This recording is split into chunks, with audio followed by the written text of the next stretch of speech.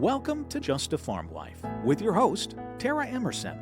Tara is a farm wife, photographer, mom, podcaster, author, public speaker, and much more. On this podcast, Tara takes listeners on a journey through all aspects of life and how we can create future growth.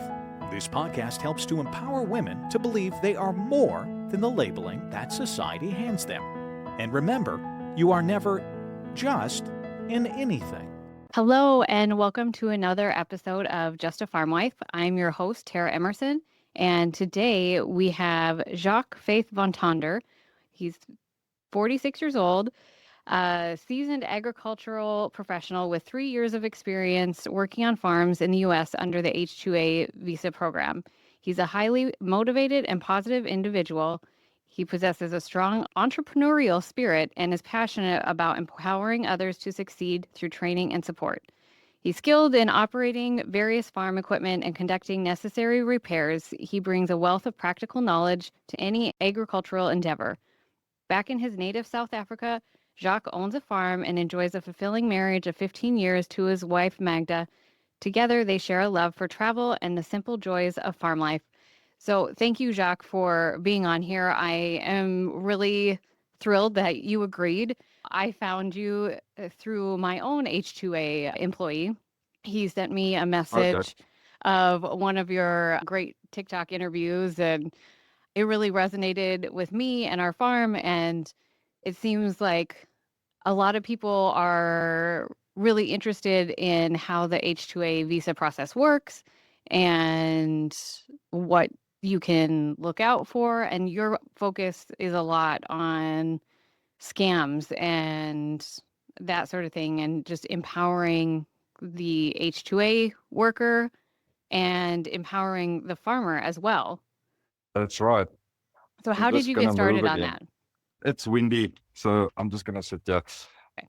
Well, I've just started sharing my experience, with sort of people wanting to know what it's all about and how do you get the work and what do you do and all that stuff. So I think for me, what I love about it and what I love sharing is the reality, that with social media, with Facebook, with TikTok, with YouTube and all the social media platforms, everybody gets a different perspective of what working on farms in America is versus the reality of working on farms in America. And I think I'm sharing reality rather than fake sort of news about how wonderful it is and how nice it is. But I mean, there is a reality to it. People need to know that it's not easy. It's difficult to work. It's not sunshine and butterflies. You show up and I get everything I ever wanted in life. Life doesn't work that way. The same problems that you have in South Africa are going to be similar problems to what you have when you change farms, because a lot of times it's about you. Yeah. And the baggage that you bring and the baggage that you create in your own life. Yeah, exactly. But farming is hard work. Yeah. I mean, you're not going to go to America, work on a farm, and it's going to be this great adventure where you travel and, the people are going to roll out the red carpet for you when you land on the airport there, and they're just going to treat you so nice because you are from South Africa. It's hard. There's a harsh reality in terms of a big wake-up call when you land in America. You have to share a house with people and you have to clean up after yourself. I mean, there's not a wife or a mom or somebody that's going to do it for you anymore. And you have to look after the farmer's property. I mean, you have to look after whatever the farmer in America is giving you, like a vehicle or housing or whatever the case may be, is to keep it clean, keep it neat, make it livable for everybody with you. So, yeah, there's so much reality in terms of just living with strangers, even though it's from your own country, in the same house or housing setup. And you got to make it work for 9 months or however long the contract is. And Right. I mean, you're essentially going from being an independent, hardworking individual in your own country to basically back to dorm room college days, living with a bunch of people, and going from an independent life to that is a challenge for sure. And Yeah, then there's also the difference in cultures. exactly. And South Africa is I mean, also a very large country. So you guys not only deal with completely different culture, you're dealing with the rest of the people that come to live in the same house. And they probably grew up in different cultures themselves around yeah. South Africa, right? Yeah, Toro, I mean, you developed this culture that's been imprinted in you. So everybody grows up in a different house and everybody's got a different way of doing things. And so there's certain things that just simply imprinted into you when you're a small child. You carry that sort of forms a lot of your culture and everything. So even though you're from the same country, it's exactly what you're saying is that there is differences in beliefs, there's differences in the way of doing things. So you have to navigate all that and you have to be very open-minded, positive-minded to accommodate all of that. You're dealing with a farmer. The farmer might be difficult or demanding. You're coming home and there's housemates that's difficult, so you sort of Right. have to create your own balance or your own place where you sort of feel comfortable, and you have to have your own boundaries and sort of say, hey, guys, listen, I mean, we got to clean the bathroom, we got to clean the Yes. toilet, please do your Yes. washing. So Boundaries I are think really good. Boundaries and schedules, right? that's right. Yes, I love that. Um, You've kind of touched on the advice that I feel like you would give someone. What other type of advice would you give somebody new coming over into South Africa or into the United States? well, I always tell the guys, just be very open-minded about Mhm. what to expect. Don't expect anything. Just be a blank Right. slate and sort of what you get is what you get and be happy with it. And sort of just go and think about why you're doing it. I mean, the driving force is the dollar, obviously. Right. That's why we want to earn the dollar because it's so much more when you send it back home. It's 18 Rand for $1. So it's like 18 times more. So I think your driving force must be correct and you must be open minded enough to say, listen, I'm going to make this work. I'm going to stick it out. I'm going to have a good attitude. I'm not going to go to work with my problems. I'm going to sort it out at home. I'm going to come fresh every morning.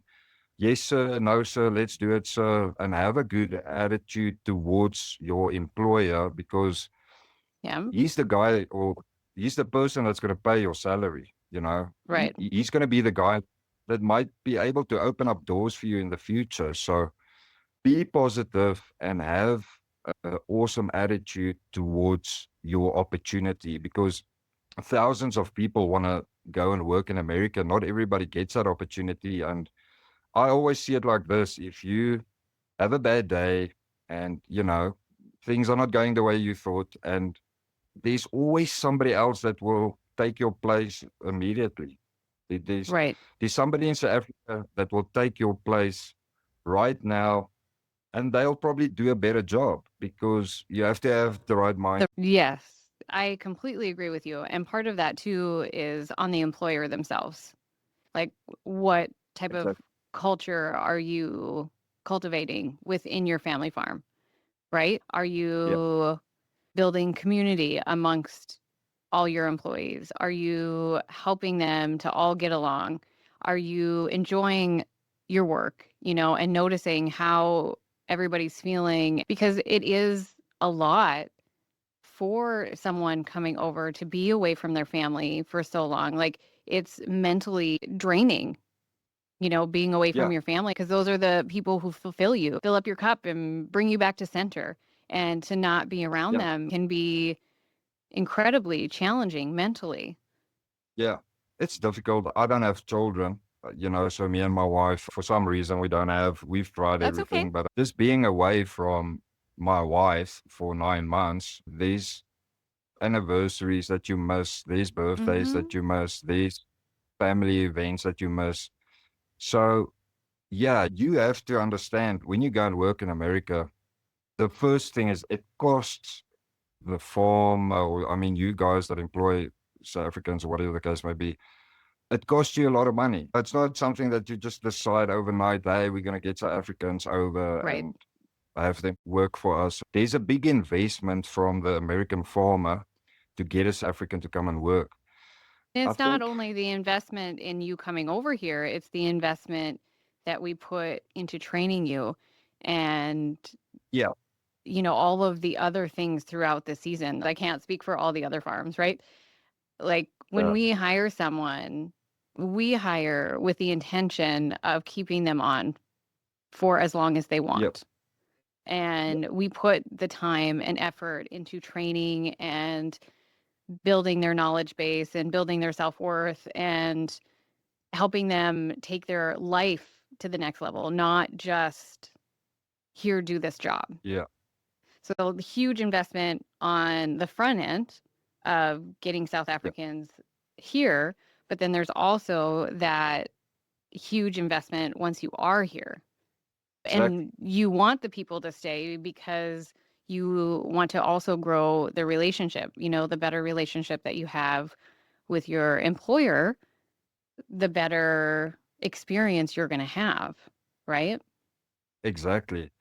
And a lot of guys have a good experience in America, and a lot of guys have a bad experience in America. I don't know why. I mean, I've worked on difficult farms in terms of management and then in terms of, the owners of the farms being very difficult. And I understand these seasons and these times when crops have to be in the ground and things need to get done. You need to understand where the farmer is coming from and why he is the way he is or the way she is or whatever the case may be. With the H-2A program, I mean, there's a lot of room for improvement, obviously. And I think it's going to take both parties involved to sort of say, listen, the agents in South Africa or whoever prepares the people to come over to America is to train and teach and educate Right. us about American culture, about the American farming.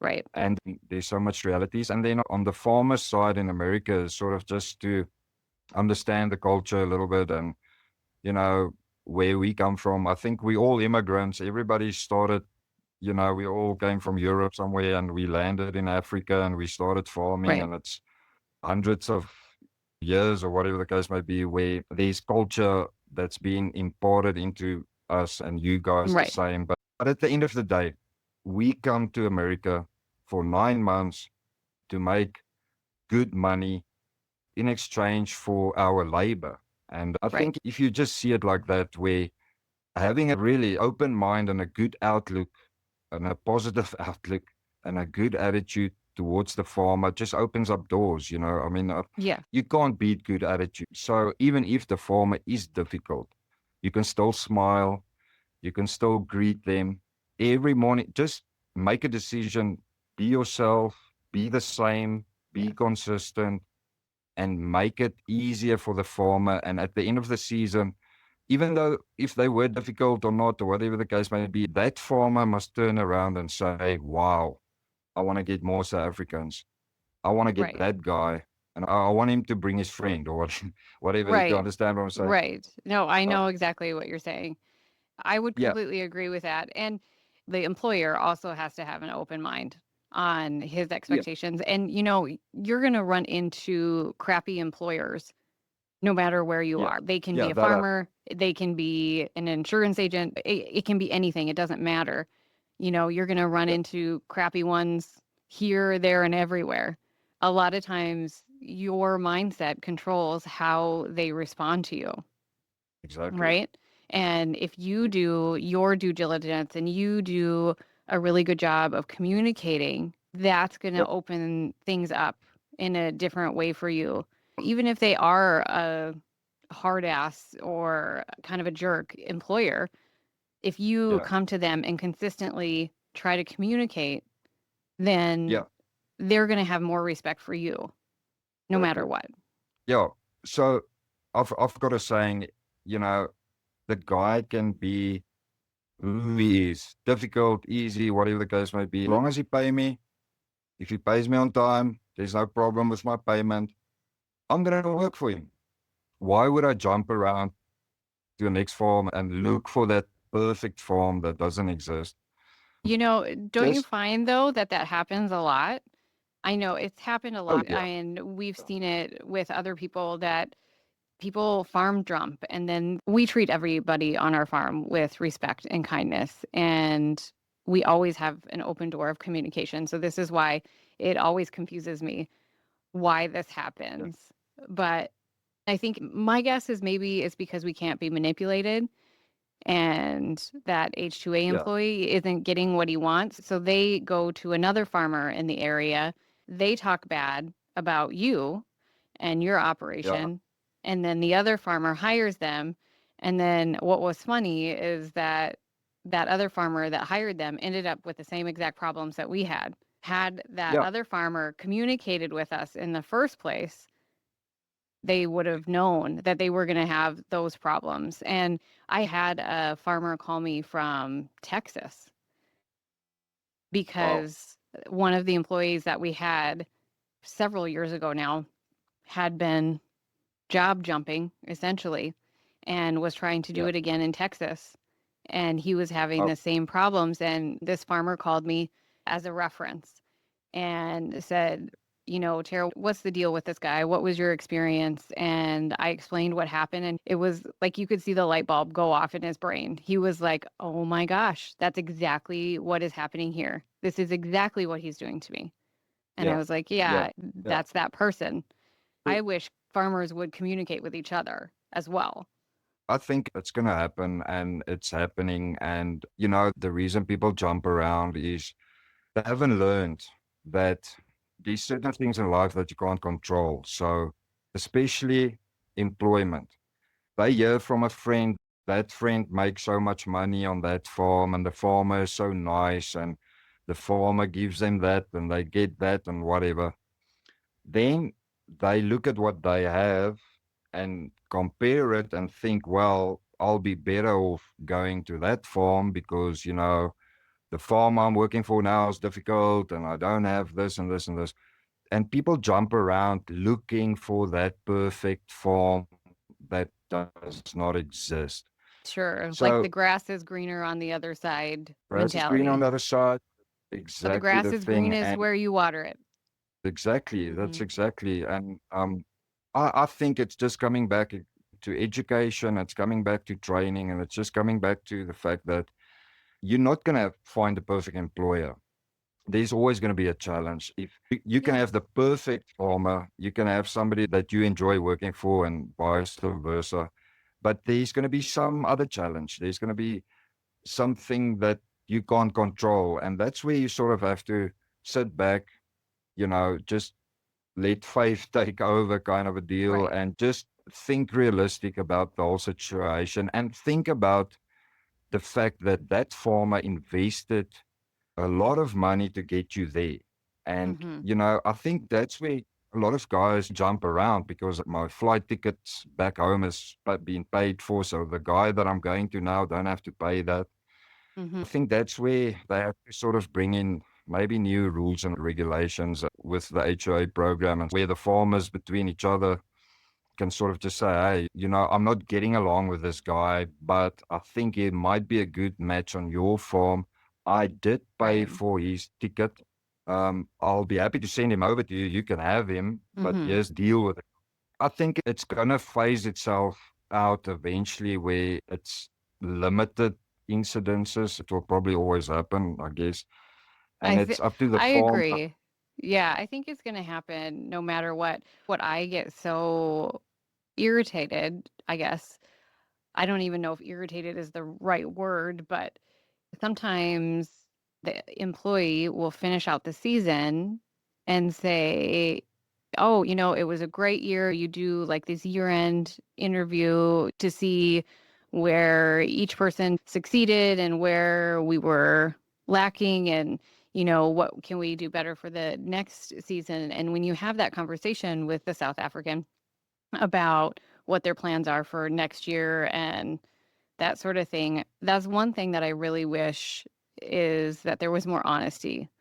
Because that's happened to Yeah. us a few times too, is where they're like, oh, you know, things were great this year. We really love working here. We love working with these guys. I'm coming back. And then all of a sudden, they're not coming back. Yeah, they take another contract or something. Yes, but then they don't notify the person who just invested the last year of their life. Yeah, I mean, it's that's incredibly disrespectful.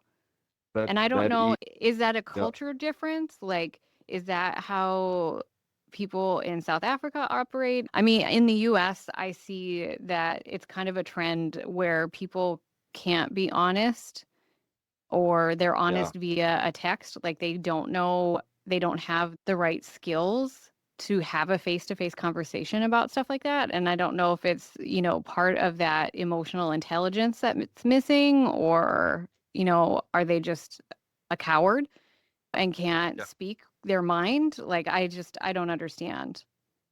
Yeah, I think it's been taught a certain way. It's been a culture for many years. I think it's a global thing. I think it's a thing where people just are easy and comfortable with taking the best offer. Obviously, I mean, it makes sense, more money, more benefits, whatever the case may be, and sort of forgetting where they started and the platform and foundation. I think it's a general thing all over the Yeah. world. We just happen to see it. Yeah, I think so. And again, for myself, I decided when I worked on the H-2A visa, when I started a few years ago, and I made the decision, I'm going to finish my contracts because it looks better on my CV, you It know. does. But So, are you honest with that person when you leave for the year and be like, oh, I don't know that this was a good fit? yeah, I think what happened with me was that the first farm that I worked for was an extremely difficult farm, but I stuck it out. I mean, I had a good attitude, all that stuff. And then at the Yeah. end of the season, they asked me, please come back and, we're going to love having you and bring your wife. Mm-hmm. And when I got back home, I never had any correspondence from them. I tried calling them, I tried emailing them. And then out of the blue, I got an email from the farm manager saying, listen, we decided not to take you. Oh, You'll have so to. what happened to me happened to you. That's interesting. I get where a lot of the farmers are in terms of disappointment and investing in a guy and sort of training a guy and letting him, Mm-hmm. you're showing him how to plant, you're showing him how to operate certain equipment, and then Right. he gets an offer now because you taught him. Right. I mean, I'm just giving an example now. That's exactly right. And I wish everybody would know that communicating is what's going to get you farther. You tried to communicate with that person and there was a red flag on their end, if Yeah, they stopped communicating. So that's the red flag. And like in our situation, yes, we trained and yes, we did all of this. And they told us, yes, they were coming back. And then we kept trying to communicate. And that's the red flag is they quit communicating. But instead of, I'm going to say on both ends, so that employer that you had and the employee that we had, if they would have been strong enough in themselves to just sit back and have a conversation, they probably would have gotten everything that they wanted. So if this employee would have called us once he got back to South Africa and said, I got an offer here and they said that I can work with my dad, or they, promised me this amount of wage and this. Can you offer that to me? I enjoyed working with you and I feel like I can bring a lot to your operation. Like, can we come to a exactly. compromise? And he probably would have gotten everything that he wanted. Everything. Like if he just would have had that simple conversation. And now instead, like he blocked his own blessing, essentially, Yeah, by not communicating. So now he's essentially starting at square one with somebody else. he burned the bridge. I mean, we all thought you don't burn bridges. You Right. got to cross that bridge someday again. So I think, Dora, it's a culture thing, but I think it's a human being thing. Yeah, I can Uh, see that. we have a whole generation growing up now. I mean, we still a generation. We grew up without social media. We grew up without cellular phones in our hands. We grew up with the influence of your father and mother. But now generations, they being influenced through social media. They learn, and don't get me wrong, I mean, I use social media to influence as well, but I'm just saying that we have to take in consideration that there's going to be generational gaps. But Absolutely. the principle of doing certain things and the principle of respect, work, communication, like you say, is very important. Communication is probably the key thing here, and it has to be taught. What you're doing with your channel, what I'm doing with my channel is we're trying to educate. And I'm excited because I've got so many young people reaching out to me, people still in school, people who just finished school, reaching out to me, wanting to work in America. And what I love about it is that I can tell them, hey, that's awesome. Go and watch this video. Go and watch this short or whatever the case might be. Yeah. And it teaches them the right way. It teaches them to look at it differently, and Right. that's exciting. That So I is think we're really winning. exciting. And I love Yeah. that the whole point of this life Ex- is to keep growing and to Exactly. keep learning. And we're always going to be facing challenges in every aspect Yeah. of our life. And those challenges are not there because we're bad and because someone else is bad and because whatever made up lie we want to tell ourselves. Those challenges are there to help improve you. Those challenges are there for you to see your weaknesses and to keep growing through them because you are amazing and your life deserves to reflect that. Exactly. I think when you understand that the same principle that works for a successful person or somebody that's doing well in life, it works for every human being. It's applying and keeping on applying the same principle, building your character that will end up in good results. Even if the results are bad, exactly what you're saying, it builds character where you come to a point where nothing phases you. Because I think that's the problem with a lot of people is that people get offended. Like I deal with so many guys phoning me that, they get offended because the farmer said this or another South African that they live with or work with said that. And Mm-hmm. offense is given, not taken. Right. I mean, You have to offense be a is taken. strong person to not take Exactly. offense to anything. If you take That, offense to everything, that's really a sign to you to say, oh, why do I take offense to this? What is it exactly. about me that is attracting Yeah, this or, whatever? exactly. So I think like what we're doing and, doing these podcasts and having these interviews with each other. And I mean, you being an H-2A farmer, I'm being an H-2A employer, sharing information. This helps people Yeah. understand what is the core behind the problem, what is the solution, and how can we all make it better. And Yeah. it's a challenge to encourage, my followers and just to encourage them and say, hey, guys, go out there, have an awesome season, make South Africa proud because we want more South Africans to go over because it changes your lifestyle. I mean, you're making good money, you're learning what you mentioned earlier, is that investment that you guys make, not only in getting somebody there, but training them, helping them. That opens up so many doors. Is that farmers talk, the farmers in America has got a culture. Mm-hmm. Um, if I work for you guys and I leave within 3 months or whatever, and I had a little bit of a bad attitude or I didn't get along, the next farmer phones you up and say, hey, what's the deal with this guy? And you say, you don't want to talk bad, but you just say, hey, the guy just have a bad attitude. He's good at driving tractor. He's good at this. He's good at that, but he's just got an attitude problem.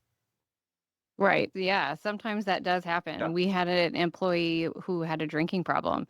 He had 2 DUIs in 2 years and he ended up assaulting other people in the house.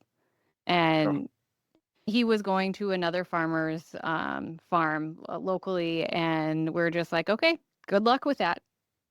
Yeah. We can't help you. And he probably had the same problem there. Yeah. And that's another thing that I hear from other farmers is drinking, like young guys and drinking. So I think it'd Yeah. be good if we talked about that. If you are in the It's a US, culture. yeah, do not go out drinking. Do not drive ever because Never. you will get a DUI. They take You'll that get very sent back. seriously here. Yes. And then you won't be able to come back. Yes. It's destroying your opportunity. I think it's a 10-year ban, or a Okay. 5 or 10-year ban. Mm-hmm. And the problem is the agents. So if you get a DUI, most of the agents won't place you. Like they don't want to take that risk because Sure. it gives them a bad name. So if you want to have a drink, go out or get an Uber. Yeah. Get an Uber. Or I mean, use your brain. Like, don't I drive know. with a farm Right. and go and drink, because that happens so much. And there's It so many people that I talk to. It's just so stupid. I mean, use your brain. Don't do it. Yeah. I think everybody enjoys a drink every now and again, and that's fine. Yes.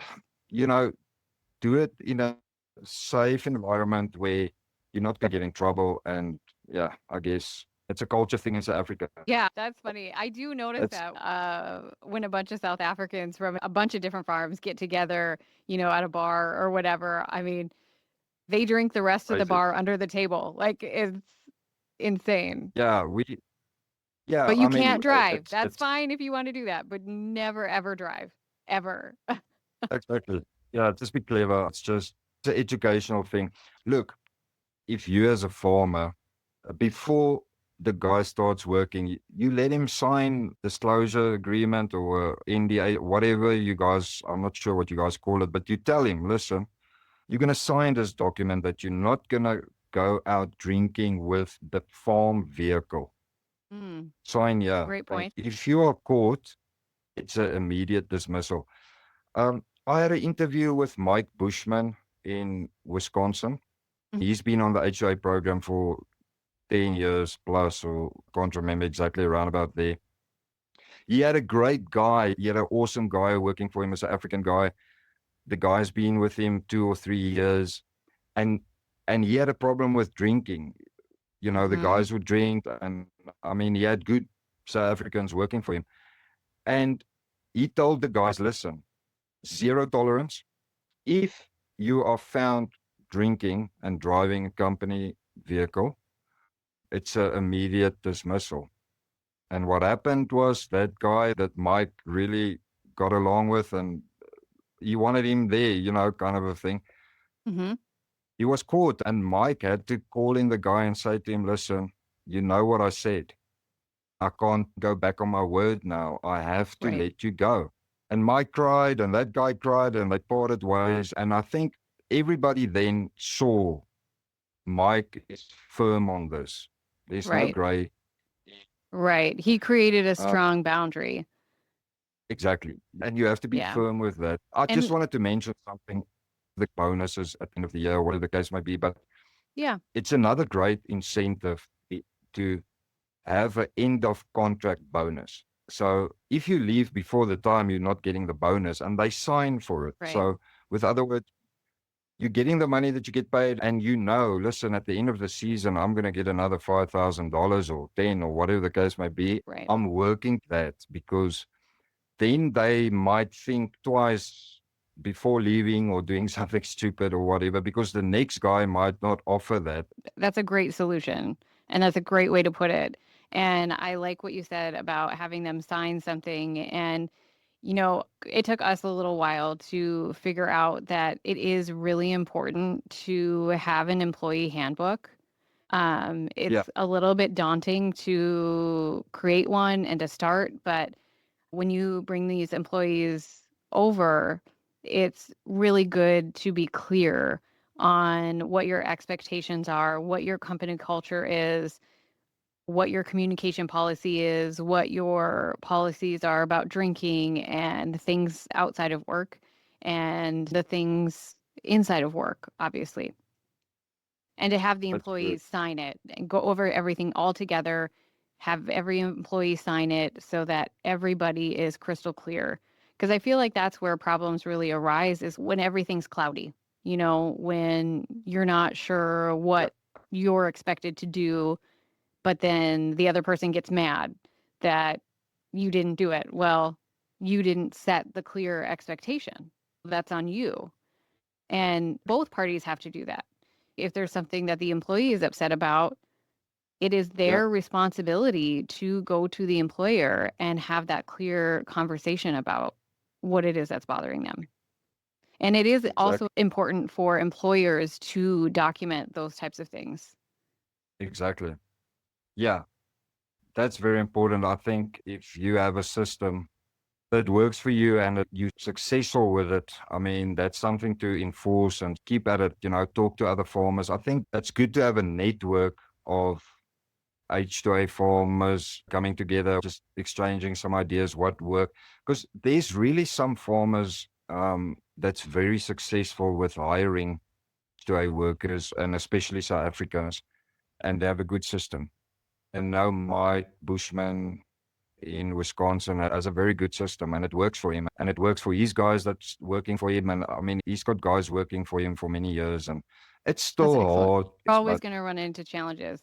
One thing I do want to discuss a little bit is hiring a good agent, like hiring a yeah, good South African agency, because essentially on your end, you guys get on their database and then they distribute your applications to people. I want to plug the agency that we go through. We go through Country Labor with Charmaine, and she has been incredible. We had an agency before and it was just about money. They just were like, here you go. And that was it. Like the employee didn't get support and we didn't get support. One thing I love about Country Labor is that she's supporting both parties. She is yeah, supporting the employee and communicating them and making sure that they have everything they need, but she's also supporting the employer that, you can call yeah, her if you're having problems with, I mean, both parties can call her if they're having problems, if they can't figure out how to communicate. And I think that's really, really important. We had one employee, his father had a stroke, and it was at the end of the season. So it was like, okay, yes, you need to go home. And, we yeah, looked at trying to change his flights and we couldn't get anything for less than $1,500. Like it was ridiculous. We called her. yeah. She looked into it, took care of it. It was like $70 to change his flight so that he could be there for his Wow. dad. And, you have to build the team to support everyone.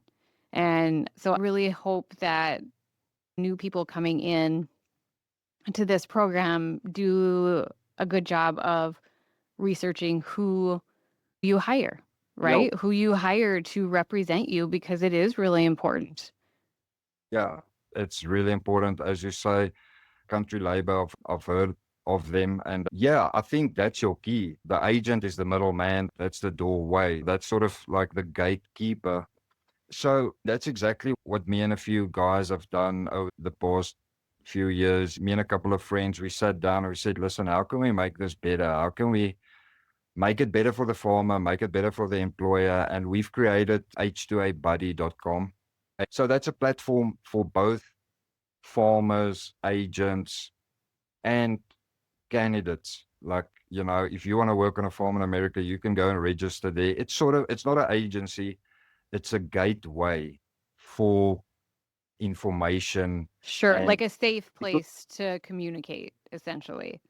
yeah, yeah. So I'm actually going to HI Buddy tomorrow, and we're going to start implementing a buddy system. So you can actually become a buddy.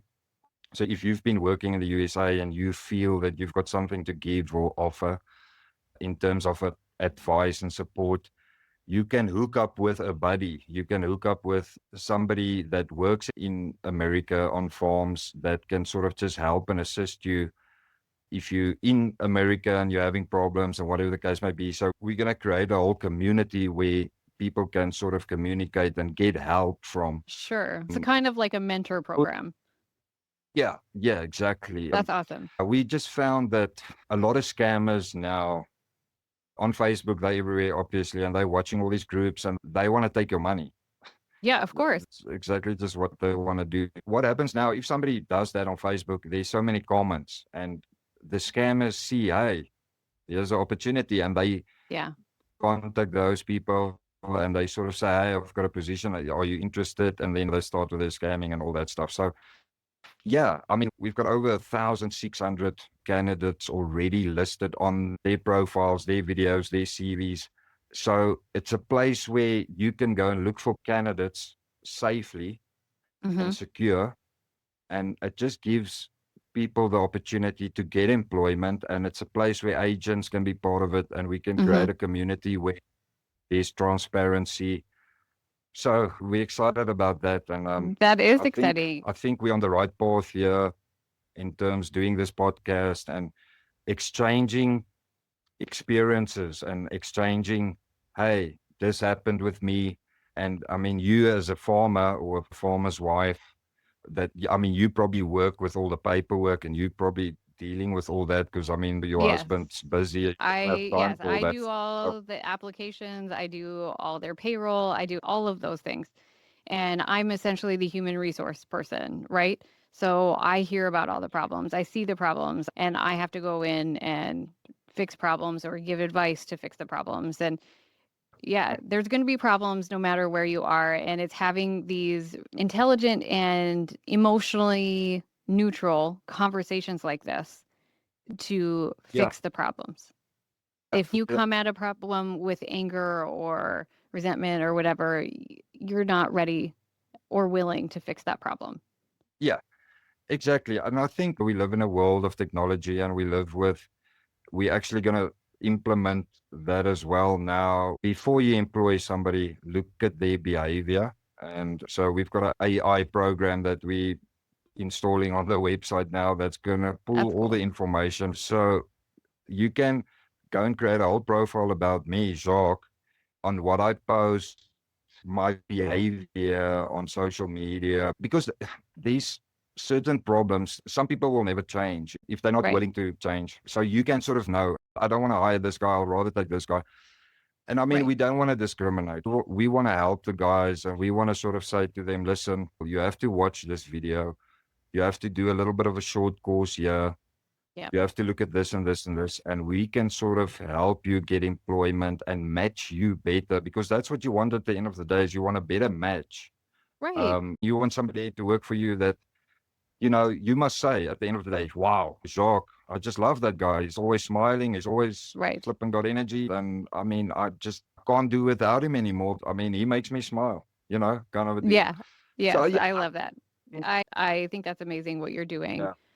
The world Yeah. needs it. Yeah, exactly. Yeah. Well, Yep. thank you, Jacques, so much for this conversation. This was really incredible, and I love your insights. I hope people check out your page, and I will link all of your social media sites and your new website in the show notes. But thank you, Jacques. This was incredible for me, and I hope it helped your followers as well. Thank you, ma'am, and I appreciate it, and all the best for the next season. And I hope you have a wonderful year. Thank you. Same to you. Thank you for listening to today's episode. And remember, you are never just an anything.